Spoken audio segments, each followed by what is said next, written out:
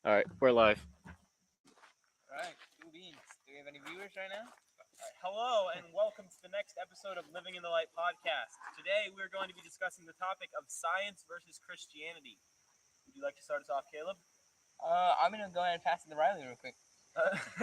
Hold on, I have to get my document. All right, so I will start. So, for introduction, I'd like to say that before we really get into the subject, we need to talk about the fact that when you're talking about the subject of science versus Christianity, you're talking about origin science or historical science as opposed to observational science.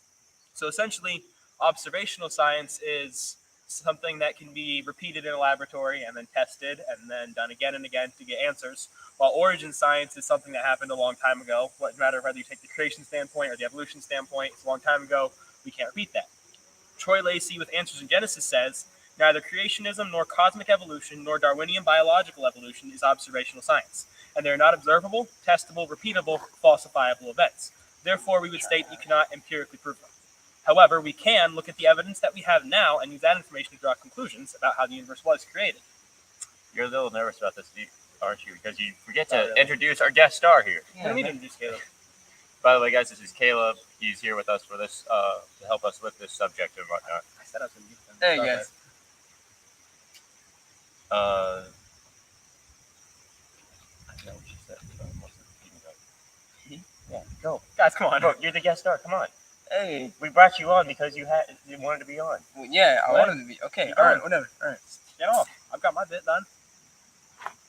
Christianity versus science, right? Yeah.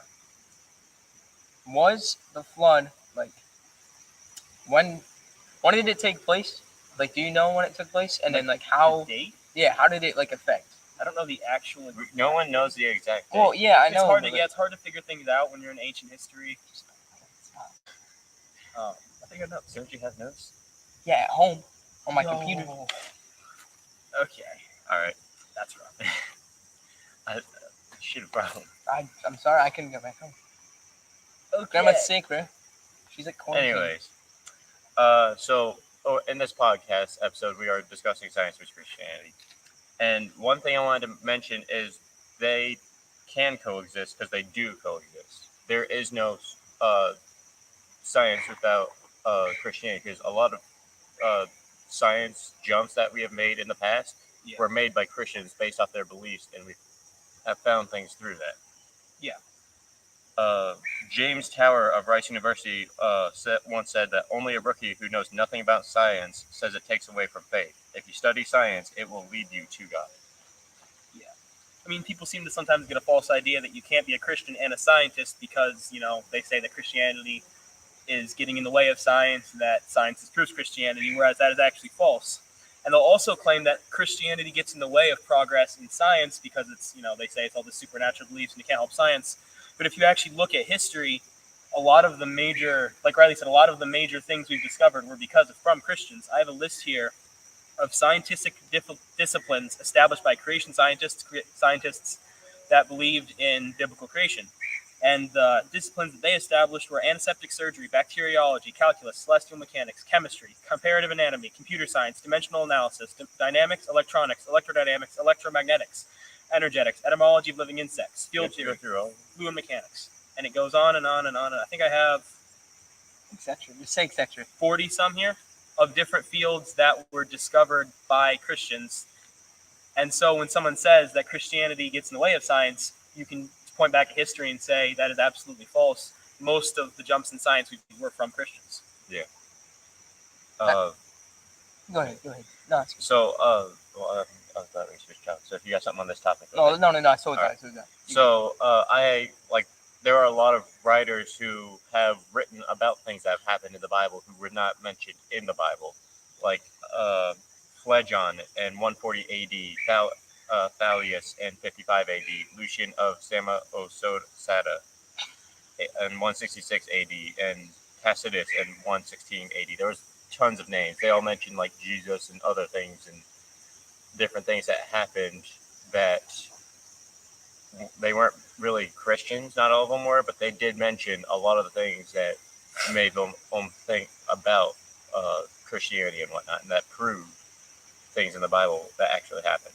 Yeah. I mean, there's a lot of pros to science and Christianity coexisting, but there's also some cons because you got some scientists, that believe in evolution and the Big Bang and stuff like that, which according to the Bible isn't true. So I mean, We'll get into that later. yeah, Yeah, we have those here. I was just But yeah. pointing it out. Yeah.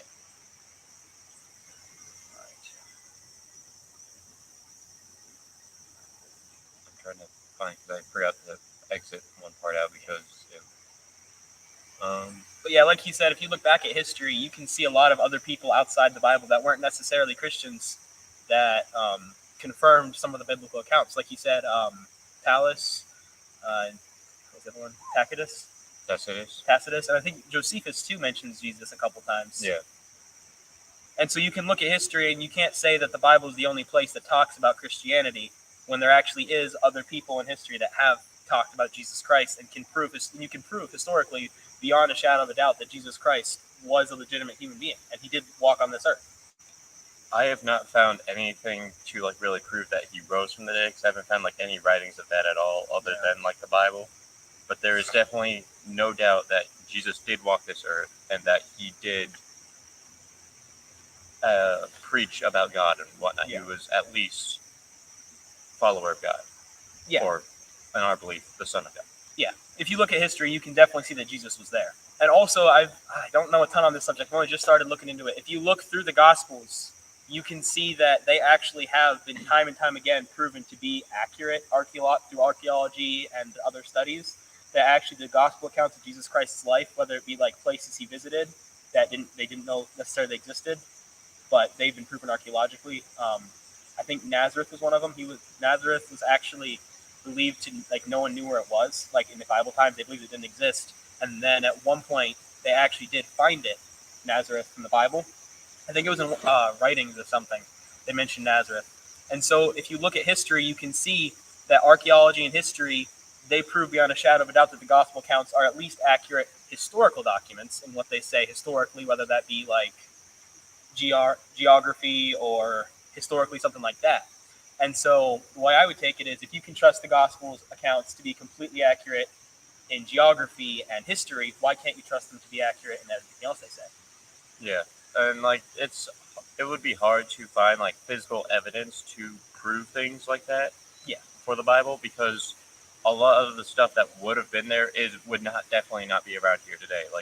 The Ark, we're never going to find that because they probably took that apart to build houses, or even they probably just brought it away. Yeah. And whatnot, and so it's going to just be hard to find physical evidence like that. Yeah, but temples are destroyed and stuff like that. Walls are gone. Yeah. Cities are.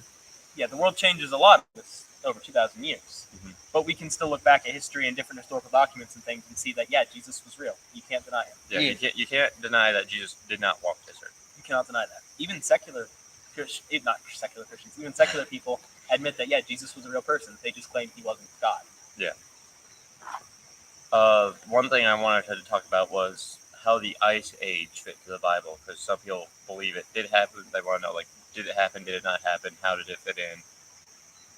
What I believe, and what is a good possibility of what did happen, is after the flood, that the Earth had, since the water was usually warm after rains and whatnot, that once the waters went away, the world went to an ice freeze and Ice Age for a few years, and that probably what killed off the dinosaurs and whatnot, in my opinion. Yeah, that makes sense. I've seen that view before.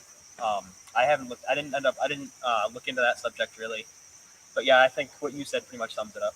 Because there's either that or the dinosaurs just never made it onto the ark, which I am not understand. I don't know if I know why that, because God said bring two every time.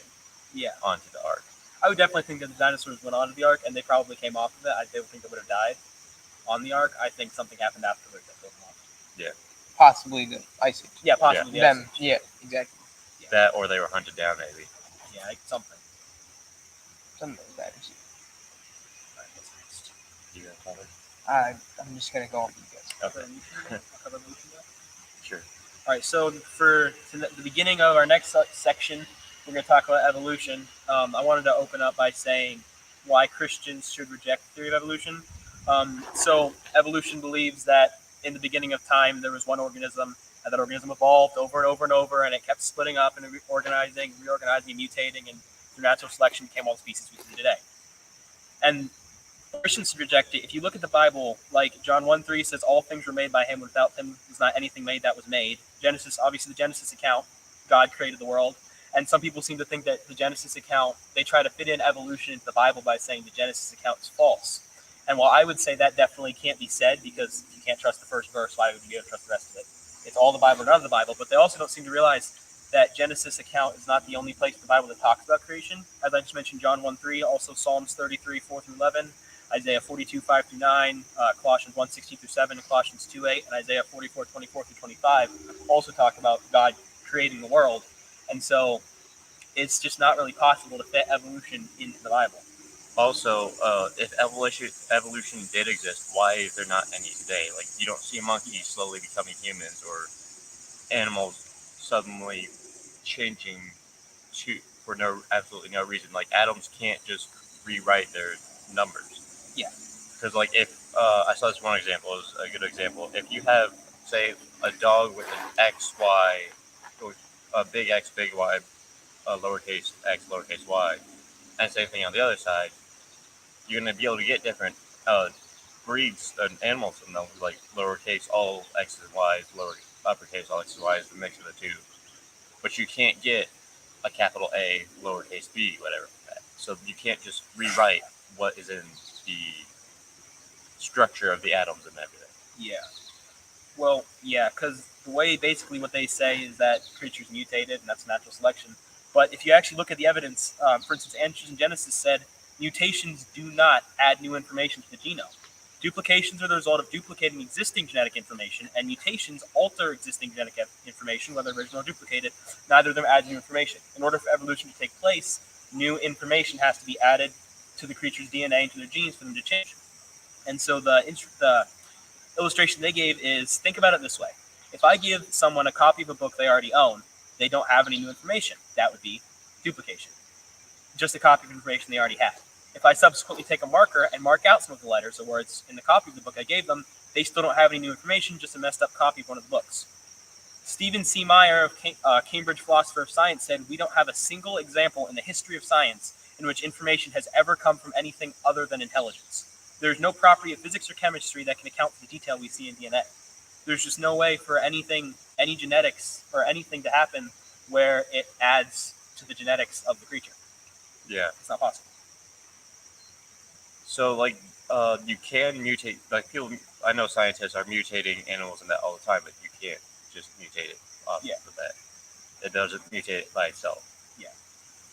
I mean, things do mutate, but the problem is, when a mutation happens, it takes genetic information away from the DNA. It doesn't add information to it, which is where they seem to get mixed up, because they claim that evolution happens or whatever, which would have to add add information to the creature's DNA, whereas there is no, currently science has absolutely zero evidence of that ever happening in the past, and it has actually been proven by genetics that you cannot add information to genes. It's not possible. It cannot arise randomly.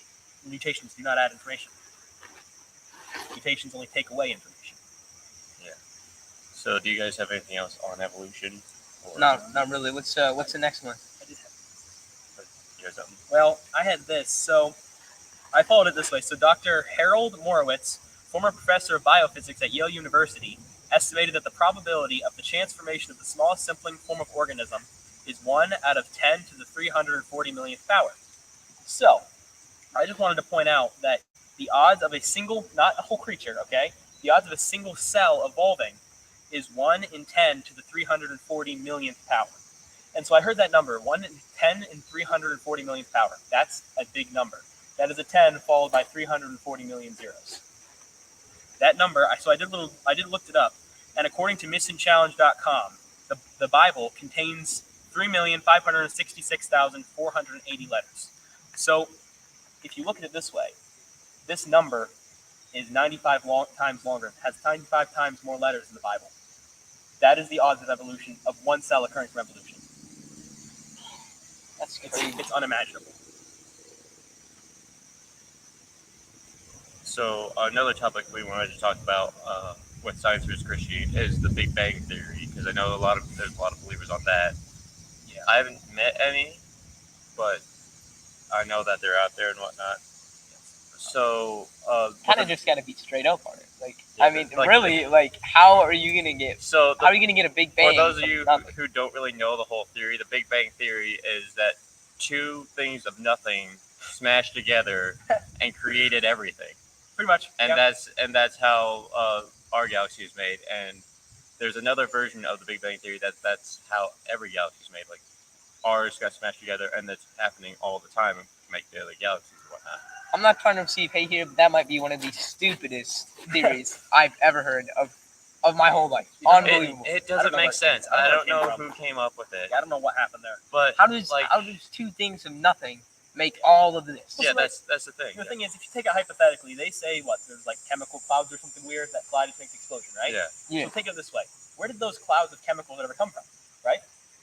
And then they say, well, it was caused by this. Okay, what caused that? Regardless, even if you like, Big Bang Theory is obviously false. We need to take it as fact. There still has to be a God to create the Big Bang, the materials necessary for the Big Bang to occur. Some people might say that because I've heard multiple people say, "Oh yeah, God created the Big Bang to happen," but in the Bible it says that God spoke and then things were made. I have a section here on why the Christians reject the Big Bang Theory. And the first one is Exodus 20:11 says the Earth was created in 6 days, while the Big Bang Theory requires that the Earth was developed over billions of years. The Genesis account, obviously, and it also says that in 2 Peter 3:5, Genesis 1:2-9, and Psalm 24:2, that the Earth was made from water, while the standard secular model states that the Earth started as a molten planet that cooled over millions of years. So as you can see, the Big Bang Theory never is going to fit into the Bible. Exactly. It's not possible. Yeah, because like we're sitting here on a river, on an island in the middle of the river, and nothing's gonna stop that river's flow. But if I throw like a stick or branch across the river, the water's gonna stop. It's not just gonna stop on its own. There's no way it's gonna happen. I mean, look at it this way. If I took a bottle of ink and a stack of printer paper and a piece of leather and I put them together and I put a bomb on top of it and I lit the fuse and it exploded, will that create a book? No. No, it won't create a book. That's what they claim happens. Actually, they don't claim that. It's a little worse than that because they claim that a bomb exploded essentially and then nothing turned into a book. But just for sake of illustration, you can never create everything from nothing. Well, I saw this one thing, which is like pretty much the same example that we just did twice. But some guy said if you take the parts to a phone and you put them together, put a bomb on it, and exploded it, suddenly like all came together as a phone, perfectly made and everything. Somehow, you wouldn't think, how did that happen on its own? You would think, who was the inventor to create that? Yeah. Like who made that happen? Because that was cool. Yeah. I mean, you look at a painting, you say, wow, what a genius artist who painted that. You look at a car, you say, wow, that makes a genius to build that. You look at any piece of technology, you say, someone had to be a genius to design that. And then you look at the world around you, you look at the trees that can grow from a tiny little seed, you look at the people all around you living their lives, and you say that came from absolutely nothing. Yeah, so there is a designer behind all of this, Has and there's no way of doing that. I have a couple more like scientific-y evidences for the Big Bang to be false. The Answers in Genesis website, which I got this from, actually lists like 14, but I only have 3 here.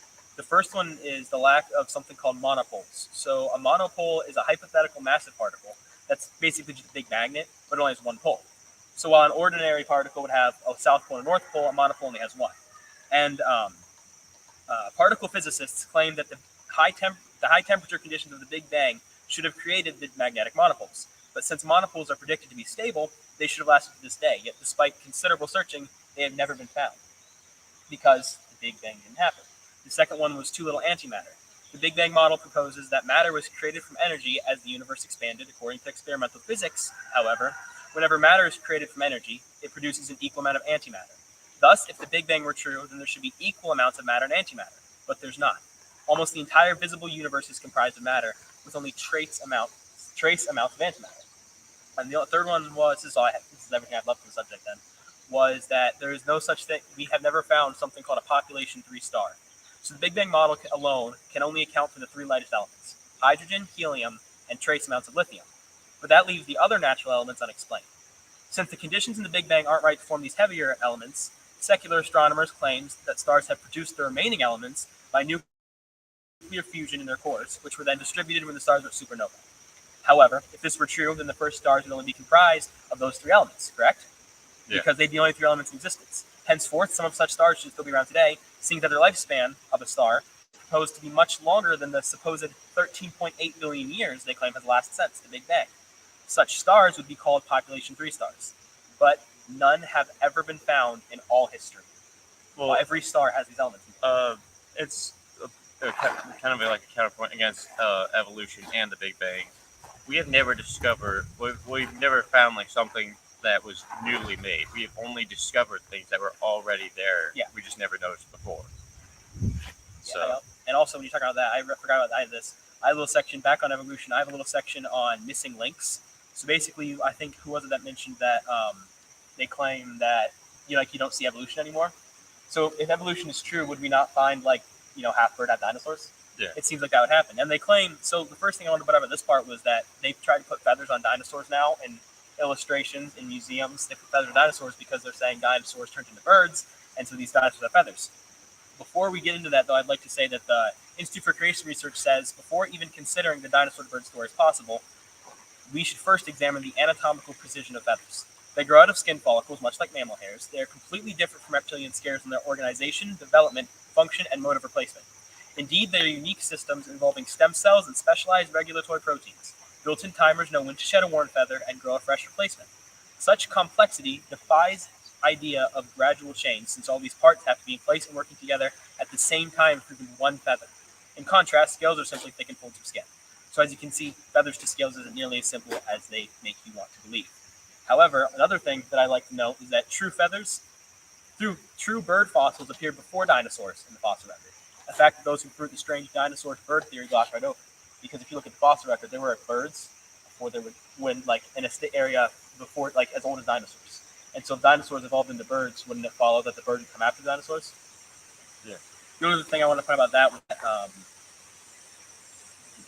assuming hypothetical feathers on dinosaurs function as modern feathers do, they must consist of all the required working parts. Even the angle, thickness, and shape and construction of the parts must all exist and be assembled within narrow tolerances. So far, Darwinists have only impressions of proto-feathers that they assume were structures on the way to becoming modern feathers. But until they became functional feathers, it appears they would have decreased a creature's fitness, making them less likely to persist in future generations. And then as far as missing links go, they're just supposed transitional phases between different evolutionary, one stage and another. I just have 3 little ones here. Just Lucy, she was a stage between, the original ancestor and humans. However, she has been widely debunked. The Institute for Creation Research said both anatomy and evolutionary disagreement have already debunked Lucy as any kind of human ancestor. In fact, it's been almost unanimously decided that Lucy was just in fact an ape. Then I had the Piltdown Man and the Java Man. The first one, the Piltdown Man, is actually occasionally considered the greatest example of evolutionary gullibility of the 20th century. They took a human skull and an orangutan jaw, and they stuck them together and made them look like fossils, and said that this is a human remain. But it was actually just a human skull top and an orangutan jaw, and it wasn't discovered to be a fraud until 40 years after its discovery. And the last one was the Java Man. It was discovered by Eugene Dubois in 1892. All that was found was a small piece of a skull cap, 4 teeth, and a thigh bone. And immediately the Java Man was paraded around as a new missing link between humans and their ancient evolutionary ancestors. However, it was later discovered that it was in fact the thigh bone of an ordinary human being. The 4 teeth, 2 of them were human teeth, 2 of them were orangutan teeth, and there is actually no evidence that the skull cap and the thigh bone even came from the same individual, seeing as they were found around 50 feet apart. And so that's, as far as missing links go, I think you can see from just a couple examples, no matter how many times an evolutionist tries to tell you they have missing links, even if it hasn't been disproved yet, sooner or later, they're going to find out that it was fake. Yeah. Do you got another topic? Or? Can we get into Age of the Earth or not? We can. All right, I did have it on the Age of the Earth. You go first, though. So he has his stance on it, but I have the stance of we will never know how old the Earth actually is. It could be trillions of years old. It could only be like 4,000 years old. We don't know. I'm gonna agree with you on that one because I mean, do we even know that like carbon dating is working? Like, no, it is not working. Exactly. I have 2 examples here as far as carbon dating goes. There was the Volcevich mammal was found. One part of it was carbon dated at 29,500 years old. The other part carbon dated at 44,000 years old. Yeah. Similarly, living mollusks, living creatures, were carbon dated at over 2,500 years old. Carbon dating is not an accurate representation of the Earth's age, or any age of anything.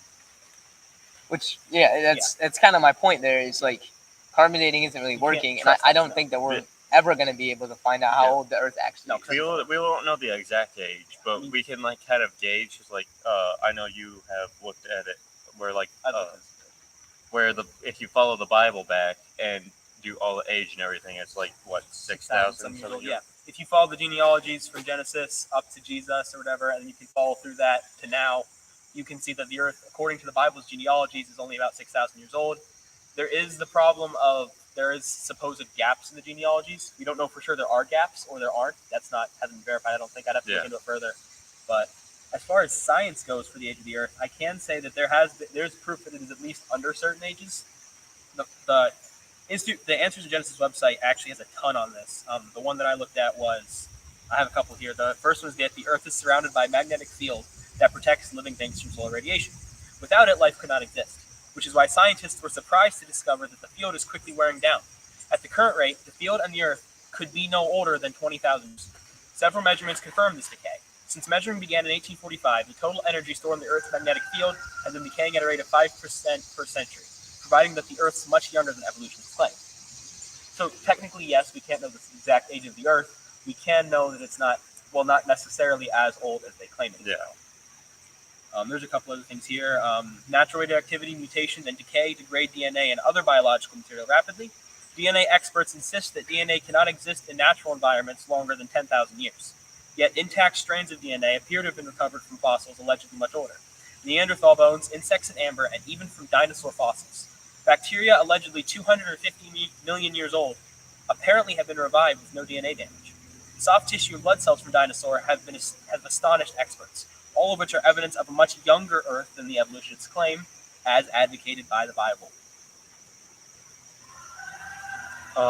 One thing I forgot, I missed this earlier when you were talking about the Bible's like trustworthiness is I wanted to cover the Bible is written over 1,500 years by 40 different authors on 3 continents. Yeah, and so it's kind of, even though that was pretty close on those 3 continents where it was written, it's still pretty hard to disprove that all of them that were working, that they weren't working together. They they were inspired by God to write this. I mean, like some of them might have just been writing their life, but that made it into the Bible because it was led by God. Yeah. This is that no prophecy of the Bible is any for private interpretation. How does it go? Well, I don't remember the exact beginning of the verse, but it says that holy men of God spake as they were moved by the Holy Spirit. Because the Bible is not written, it's written by man, but it was inspired by God. And, what was I going to say? Oh, yeah, that's right. So as far as, I heard an illustration of this once. If you went into New York City and you picked 5 people that didn't know each other, and you told them to write on the same controversial subject, do you know what you would find? 5 different opinions on this controversial subject, which is why it's so incredible. You can take the Bible and you can open it up and you can look through its pages and you can find 0 contradictions across 1,500 years, 40 human authors, and 3 continents, writing on the same subject. You can find people who will try to contradict the Bible, but you can disprove it. Yeah, it's easily disproven. I've seen many Bible contradictions, supposed Bible contradictions, and I've also seen, I think every single one I've ever heard, I have been able to find a suitable answer for it to say, that's not a contradiction, you just have to look at it under the light of logic. Like, I just did a class last year, my Bible class last year was literally Bible contradictions and whatnot, how to disprove them. I may not remember them all, and if someone comes up to me with a contradiction, I might not be able to disprove it right off the bat, but give me like a few days and I could disprove it. Yeah. There's no contradictions in the Bible. The Bible is a perfect book because God inspired it. Yeah. Also, another thing, how science and the Bible and Christianity and all that coexist, I wanted to mention because in Psalms 8:8 it says that there are natural paths in the oceans. Psalms was written approximately 3,000 years ago, if you follow the Bible genealogy thing. Yeah. And scientists didn't discover that there were actual paths in the ocean until 1854. Yeah.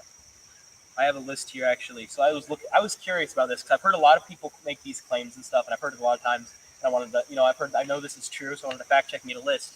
I have a list of 29 different places where the Bible says something, okay? A scientific fact. For instance, I have that, like you said, the oceans have natural paths in them, taxonomic classification of matter, certain animals carry diseases harmful to men, early diagnosis of leprosy, quarantine for disease control, infinite number of stars exist, no which value, everything.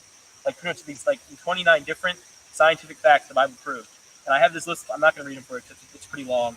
But basically, the earliest there's 29 facts the Bible stated beforehand. I have the references here, but I also noticed that the Bible says it, and then most of these facts weren't officially discovered by science until the 15th century. It's not until the 15th century did science begin to realize how accurate the Bible actually was when it says things. Because also I saw this other thing that said that when the Bible said things about science that turned out to be true, they actually would have been in direct contradiction to what the scientists of their day taught, because it was a different era. And so the scientists of their day would teach one thing, and as they were writing the Bible, they'd be writing something contrary to what the scientists of their day taught, which was later discovered to be actually true. Mm-hmm. And it's just kind of interesting to read these verses and see that the Bible is completely accurate in everything it says, whether it be archaeology, history, or science. Yeah. So, another thing that I found intriguing about the way he phrased it, and it's true though. So Dr. Havin, I hope I'm pronouncing that right. He had like this thing where he had people come up to him, try to just basically ask him questions about God or disprove God. I know what you're talking about. He did this. One of the guys who came up to him asked, "Where did God come from?" And so that question clearly doesn't talk about the God of the Bible, because the God of the Bible would have to not be a part within our rules of the world. Time, because there are three things in this world that have to exist all at once: time, space, and matter. If you have time and space, what are you going to put there? If you have space and matter, what time are you going to put it in? So that type of thing. And to create the rules of the world like that, you cannot be within those rules of the world. So God has always existed. He will forever exist. Yeah. And that's something that a lot of people don't understand. Yeah. And, nobody can really understand that. You can't grasp the concept of God, because he is just unable to comprehend with our minds. Exactly. Yeah. Our finite minds cannot comprehend God's infiniteness. As far as the age of the earth thing goes, only one other thing I wanted to talk about was the flood. I want to talk about that. But first, I wanted to mention there's these things called polystrate fossils. I actually didn't remember these until my brother told me I should look into these for this podcast episode. So polystrate fossils are essentially these fossils that go through multiple layers. And so evolutionists claim that over thousands and millions of years, as you know, sediment slowly accumulated, forming the geological layers you see today. That's what they teach. However, a polystrate fossil is a fossil that extends through more than one layer. There have actually been instances of fossilized trees, that extended through up to 10,000 years worth of accumulation. So how did this happen? From a quick little bit of studying, I found out that when a tree dies, it completely rots away in about 100 years. And so if you take a tree and it dies, you can't wait thousands and millions of years for the sediment to build up, because the tree would have walked away and been destroyed. It would have rotted away. Yeah. So in order for the fossilized tree to be there, the sediment had to be laid very quickly.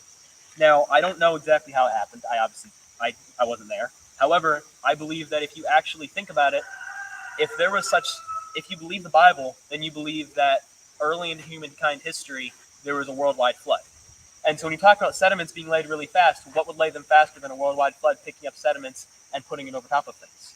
Because if you look at the fossil record, you see so many instances of animals being buried quickly as if they were alive when they were buried. There's I don't remember, I've seen a picture a lot, a fossil of a fish eating another fish, meaning it had been buried in the sediment fast enough that while it was eating, it had to be buried. It couldn't have slowly been buried over millions of years. There's also things like, there was, I think, whale bones found on, one of the tallest mountains in the world. Yeah. If you're looking at flood proofs, there's a lot there. Because, the fossils of sea creatures high above sea level due to the ocean waters having flooded over the continents. We find fossils of sea creatures and rock layers that cover all the continents. For example, most of the rock layers in the walls of the Grand Canyon, more than a mile above sea level, contain marine fossils. Well, I think you see what you're talking about, though. I've heard that one before. Yeah. I also saw that fossilized shellfish have actually been found in the Himalayas. And that's one thing that I also like looking at is the flood, because we don't have dinosaurs anymore because of the flood, or what happened after the flood. From that. But we are discovering new fish in the deepest part of the ocean, which makes me think: Yeah. are some of those dinosaurs fish That's or possible. are on the bottom? Yeah. I mean, Because yeah. that's a valid theory why we don't see them, because they're down way down there. I mean, we found bones of them, but Yeah. I wasn't planning on mentioning this. I just thought of this again. I'm going to mention it now. There is a fish called the coelacanth. Okay, I believe I'm pronouncing it right. Its name is spelled really weirdly. And so basically, it's this fish, and scientists found its fossils, and they're like, this fish went extinct 60 million years ago. I think it was something like that. Maybe it was 45 million years ago. It was millions and millions of years is that ago. the one that they found off Yeah. the coast of Madagascar? Yeah. So there's this fish they said went extinct millions of years ago, and they looked at its feet, and it has really weird fins. Okay, its fins are weird looking if you look at them. And so they're saying this fish, the reason its fins are weird is because it was evolving feet to walk on land. And they're saying this is a fish that walked on land with its feet. And then all of a sudden, lo and behold, in like the 1960 or something, I think so. they all of a sudden caught a live coelacanth. A fish that had been extinct for millions of years was caught in the ocean, and it was actually discovered those little the feet that used to walk on land were actually just normal fins. They were not feet. And so when evolution tries to take these fossils and because they look at fossils and they don't just look at them and try to draw conclusions from them, they try to say, how can we make this fit evolution? And when they do that, they tend to have problems. Another one was the Archaeopteryx. It was a fossil that was found. I think I'm pronouncing that right. And it was found, and it was believed to be a dinosaur bird, because it was like a dinosaur shape with feathers or whatever. And then recently, it's actually fairly recently, it's actually been discovered that this dinosaur bird was actually just a normal bird. Yeah. And so when evolution tries to claim that these animals are missing links, or that they are dino birds, or that they're extinct fish that can walk on land, they actually just discover later that they weren't actually portraying the evidence in the correct way. They were giving you a false example, if you will. Yeah. I have a couple other things for the flood. We don't need to go through all of them. Do you have any other topics? Or Not really. Let me look real quick. I did want to. because that's all the topics I had researched. Yeah. I wanted to mention. Yeah, if you guys just while he's looking through his topics, if you have any topics that we do not cover in these episodes, just drop them down in the comment section. If you have any questions, we can drop them down there too. We'll try our best to fit them into a podcast and answer them to the best of our ability and whatnot. We're more than willing to answer any questions you have. So is that the conclusion? If you don't got anything else, yeah, he forgot his notes. So whether or not you're Christian or an atheist, as I believe have fairly well proven, if the secular worldview of the Big Bang and evolution, all that is false, then the only answer is the Bible. If you look at it, ultimately, there's only two explanations of the Earth, and it's the Bible and evolution, Big Bang, correct?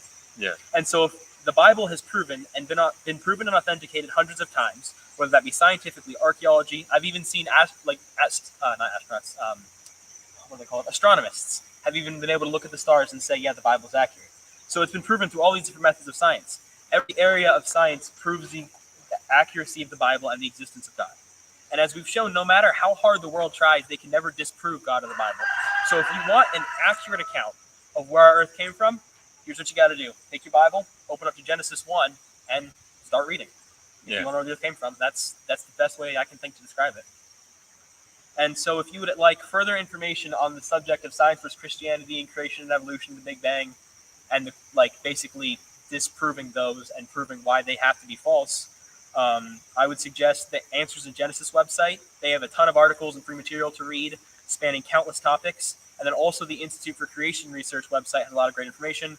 The links for those will be in the description if you're interested in looking into this further.